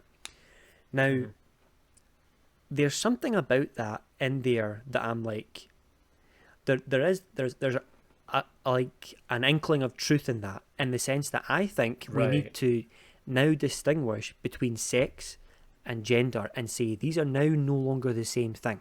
You know, when we talk about sex, we mean biological makeup, we mean penis, we mean vagina, we mean like the sexual organs that you have, and we mean, yes, that's what I'm talking about. So if somebody, for example, is born a male but identifies as a female, your sex is male but your gender is female. So because there must be a bunch of like medical procedures and stuff like that, like, you know, like prostate exams, smear tests, things that people that are trans don't need because they like don't have the sexual organs or whatever. So I think we have to start saying that these two things are separate things. I think that would help personally if we were to say like sex is a biological thing and gender is a feeling, it's an identification, you know. So your sex is the same until you have like a transitional operation, you know, or maybe it's on your record that you've had a transition or something like that. Something that would just aid your doctor, I guess, in the sense of things. Yeah, and this is like outside of like the need of understanding for medicine and stuff like that. But I think on top of like sex and gender, as I mentioned earlier on, like sexuality is something else altogether. You know, you could be born a male, identify as female, and then be identified to other females. You know, like these are three different things. You know, it's and I guess in some way I can understand how some ignorant people are just like, there's too many damn labels, I'm not going to bother. That's the thing, you don't need fucking labels, you know. Just you're overcomplicating the issue.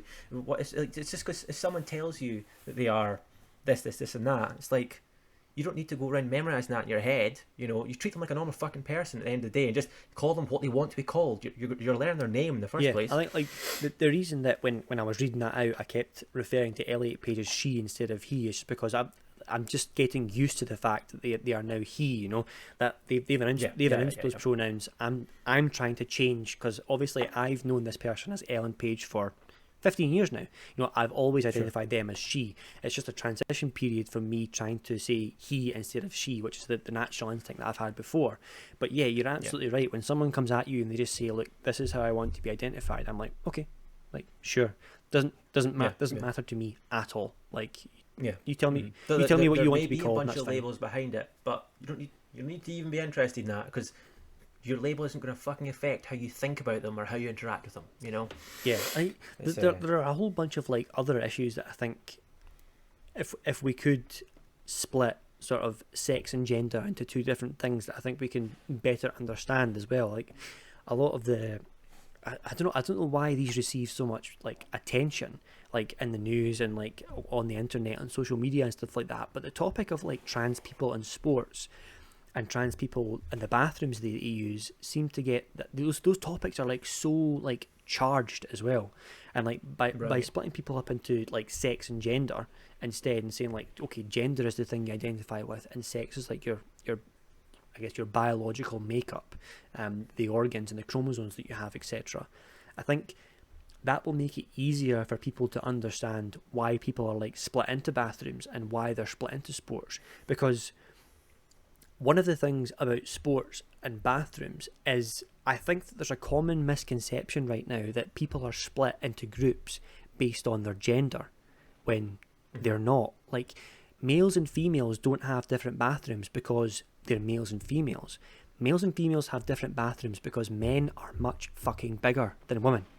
You know, if a guy who's a criminal, you know, say there's a fucking rapist or something like that, is free to use whatever bathroom. Imagine a truck stop, 3 a.m. Sure. Two trucks come up, one's driven by a woman, one's driven by a man. The man says he identifies as a woman. He walks into the woman's bathroom and she's there. You know, like these places are like sanctuaries of safety.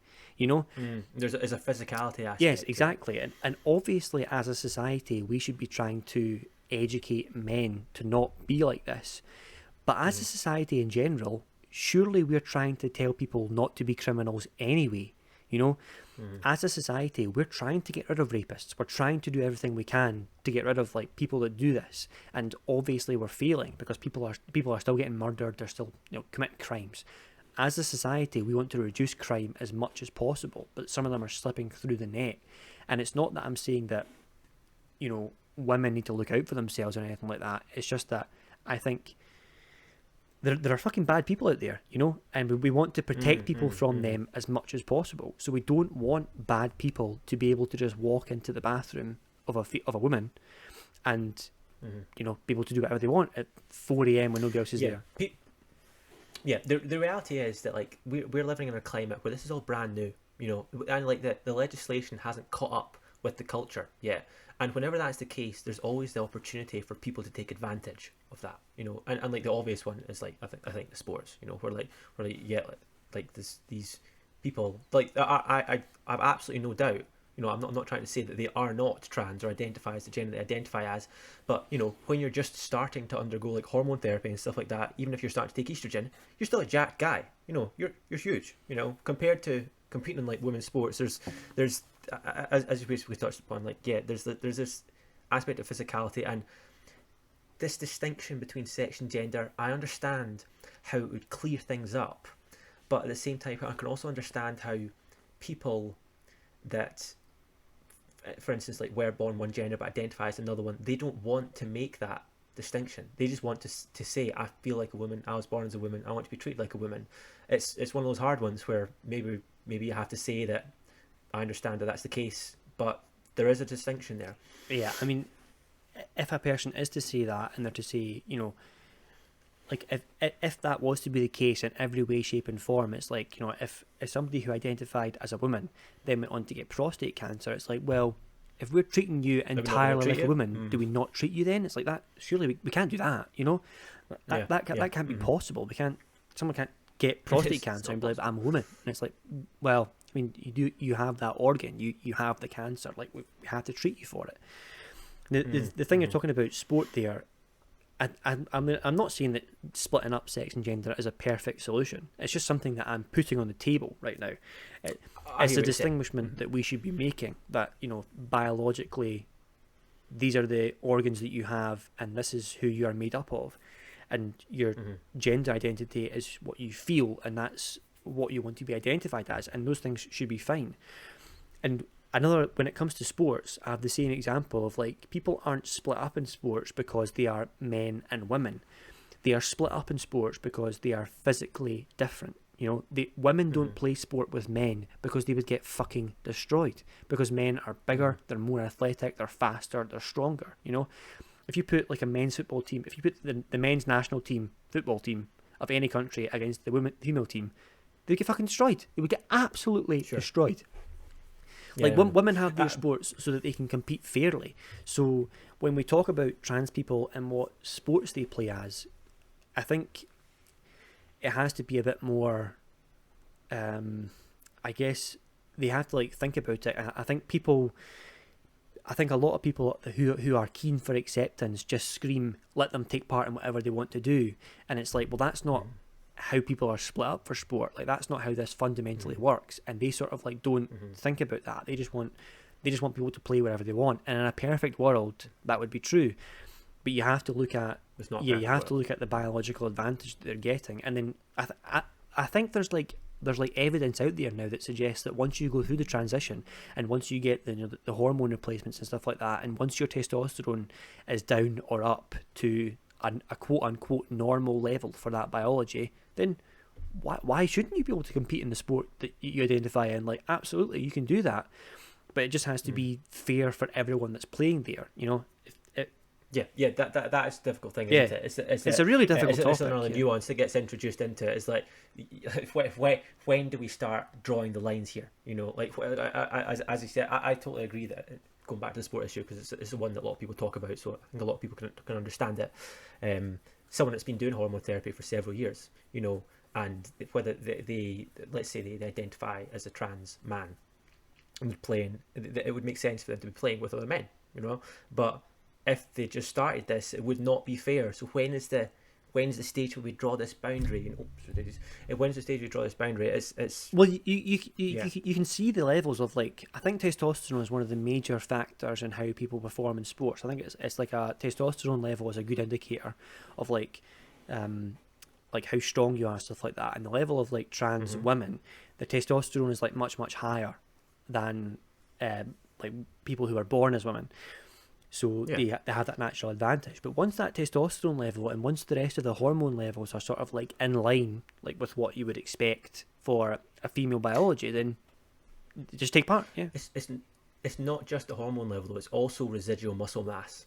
It's because as a result of having higher levels of hormone when they had the hormonal levels of higher levels of testosterone, that promotes large degrees of muscle mass, and over a long amount of time, if they're taking estrogen or like reducing the amount of testosterone, they will eventually, the hormonal levels will reach a baseline for the gender that they're transitioning into, but the residual effects on the physicality of their body, that might be a bit hard to judge, I suppose.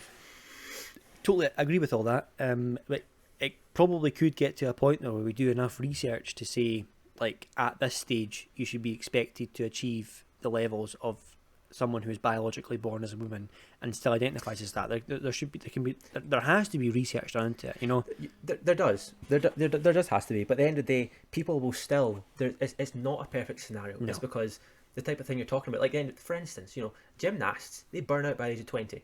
You know, after that age, they cannot perform in their sport because they are too old for it. So how can we mesh this concept of transitioning muscle mass and testosterone to levels where you would need to start this at such a younger age, and then that just opens up a whole can of worms. So I think, unfortunately, it's one of those things where I don't see how we can create a system that is fair. You know, we have to make the distinction. Here's something I just thought of that I'd not thought of before, that's just came up to me just now. Instead of splitting sport up into men and women, we could change the wording that we use for the groups. For example, like, instead of saying, you know, the NBA and the women's NBA, we could like change the nomenclature so that it would be more inclusive for people. So the nomenclature would be set up in such a way so that the NBA would be, you know, people who are biologically men and born as men identify as men, but also people who are born as, like, biologically born as men but identify as women, you know, that so that they would be more inclusive. I don't know if that would be a better solution or if that would be something that maybe should be discussed. I've no idea, but I think one of the things is the people that are advocating for acceptance and equal rights, and while that is like a noble cause, they're so quick to say, well, they should just be allowed to do whatever they want, like whatever they say just goes, you know. And it's like, well, you haven't really like thought that through, if you know what I mean. There's much more thought process to be involved than you just saying, yep, go for it. Like, you know, because if you know, a trans woman turns up to a weightlifting competition and hasn't had, you know, any hormone regulation, and it's just biologically someone who's born a male who now just identifies as a female, we just blow the field away, like in a powerlifting competition or something like that. Sure. You know. Yeah, but like, people need to, the activists need to appreciate the hard truth that we cannot say a trans woman is the same as a woman. We cannot call a trans man, well, we can call them, sorry, but like, we need to accept that there are differences between a trans man and a man. Yes, which are no different from any of the other differences that we experience in life. You know what I mean? It's no, there's no difference between that and saying someone is, you know, someone's white and someone's Asian or someone's black, or, you know, these are just differences that exist between people. You know, and I think the idea today is that society, for some reason, doesn't want to accept these things, and I think there are reasons for. There has to be a reason within people, a biological reason, or, you know, something within people as a group that are telling them they can't accept this, and the answer to it must be education, right? The answer to it must be to teach people at a young age, you know. And the one about sport is a more nuanced one, so you can teach like younger children about gay and trans and stuff like that, teach them about acceptance in general, and then as people get older, as they go into high school, you can talk about these more like nuanced issues of like the biology behind being gay, about the issue of sport, biology behind transitioning, the issue about bathrooms, stuff like that. But we also have to say to the activists, like, the reason that people are split into bathrooms isn't because of their gender. It's because people are different physically. And that's the grouping that we've put people in. It just so happens that gender used to be a good way to do that. And now it maybe isn't, because gender has become something new in today's society. So I guess overall, like, the two main themes have basically been about acceptance, about understanding that people think the way they think, and there's absolutely nothing wrong with that, and we need to understand that. I think we've kind of come to this conclusion that the values that a lot of people have are these kind of like archaic things that have been brought through culture and brought through as a result of biology from the ancient past. Yep. And that's kind of led to us to this position about this general ethos that a lot of the population has. But as much as we're also preaching acceptance, this has to be tempered with the understanding that this is a complicated process. Oh yes. And yeah. I think we've kind of highlighted some of the complexities here, if anything. And it's important to point out that we're still being educated as well. Like as we are, like, as I'm reading this, as I'm going through this, I'm trying to work out, like, what is going on here. Like, why are these people thinking like this, and how can we stop them from just giving someone abuse online? Because when someone does come out as trans, or they come out as gay, it's like, first of all, what business is it of yours to, like, pass judgment of that? And second of all, why do you feel the need to even open your mouth? Like, this person tweets out saying you factually can't change your gender. It's like this one way approach to the matter. It's like, who do you think this is helping? What do you think this is doing? Like, this person's tweeted this, and they've given no thought to, like, what it means. They've given no thought to what this is doing to the person that's reading it. They've given absolutely, like, no thought to anything. They've just literally thought something, they've put it down, and they've sent it. I don't think this person even thinks they're helping. Like, no. It's one person. I imagine the concept of one person trying to put a pin in gender theory within like 120 characters. This is what this person has done. Like, it's so ignorant, so foolish. I don't understand. I think it comes kind of back to, like, the whole concept of entitlement. People just like to spew their thoughts to the world as if the world owes them some reason to listen. So you have these people that are replying like this, that are just saying, well, factually, you just can't do any of these things. And then you have people on the other side who are saying, well, just break down the barriers of gender. Like, let's just let it be free flowing. Let people do whatever they want to do, whatever they say, just accept it. And it's kind of like, well, hold on a second, that might be dangerous in its own way, because we might be introducing problems there that, like, for example, sport and bathrooms, that you haven't really thought through when you say that. And I'm like, yes, we should go towards general acceptance, and we should work towards equal rights. We have to work towards equal rights. It's necessary. We must do this. Like you said, it's not about the biological drive to survive or whatever it was in the thousands of years ago in the past. Being a society today should be about happiness. I think it should be about letting people do what they want to do to be happy, and as long as that happiness isn't affecting somebody else, like, if that, then just let them do whatever the fuck they want, and, like, in the privacy of your own home, in the privacy of your own life, you can identify as whatever you want. You can be gay, you can be straight, you can be trans, whatever you identify as, whatever you feel, that's fine, and the people that react like this, to be honest, at the same time, you're just identifying the assholes, aren't you? Because if you say you're trans and someone says, oh, you can't be trans, it's like, well, I'm going to avoid you, I guess. I guess exactly. You're out. Block. I guess it's a good, it's a big old red flag, isn't it? Yeah. So I think we're coming to the point where we want to preach acceptance. We want to, maybe if you have, like, a negative opinion about something, maybe just hold your tongue. Maybe think about the things that you're saying before you go tweeting out abuse at someone. Right, I think that's a key.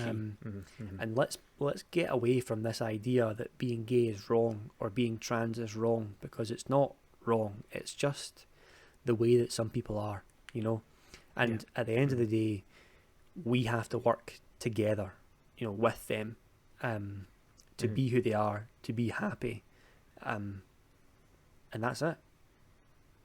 Yeah, each one of these people is an individual, and each one of these people is going to have their own effect on the world and leave their own footprint behind them. So why would you possibly want to hamper that for something as so inconsequential to your life, your reality? Like, just focus. Going back to happiness, just focus on your own happiness. As long as that doesn't involve you stomping on other people for the sake of absolutely nothing, then just let people be people. Yeah, I think that's maybe that's a good note for us to end tonight on as well. Just to come to that acceptance at the end. So I hope that people have listened this long. To be honest, we've shot it a little bit. That would be ideal if people listen to the end here. I hope that we've given some sort of an insight into who we are and the sort of discussions that we have. I think those have been good topics actually for us to bring to the table today, and to show people a little insight into the conversations that we have, and that I guess that we feel are worth sharing. Yeah, give us just give a thought of, this is kind of like the thought process we go through, and these type of issues, I think they're just important. I think it's important to have the conversation at the end of the day, and ideally, if you can take away something away, I know I can personally say that from I approached this conversation with you, and I had certain thoughts in my head, and I definitely feel like I've come to realizations just by having this talk. And the important thing about the realizations, I think, that we've come to is that they are better than what we originally had. By coming together, maybe the thoughts that you had on propaganda and media, you came into the conversation like hot-headed and ready to go for it, but then the feelings are a bit tempered, and we're starting to realise what the actual issue is, and the messaging of art. I think that was the issue that you were thinking about, but you weren't really dealing with on the level that you should have been, if you know what I mean. Right. And the issue where I came into this saying, like, why did they get so much backlash? We kind of came to the realization that we just have to accept, and we have to talk about these things and discuss them in a nuanced way, and get everyone to the point where we're just fucking happy, Yeah, just a bit of an understanding of the mindsets and people on both sides of that entire situation. Yeah, okay. I think that's a good note to end episode 1 of Guide to the 21st Century. Thanks for listening if you have been up to this point. This is hopefully going to be a weekly thing. We're going to try and do this every week. I'm not even sure what day we're going to upload at this point. But yeah, so thanks for listening. We'll see you next time. Thanks a lot, guys.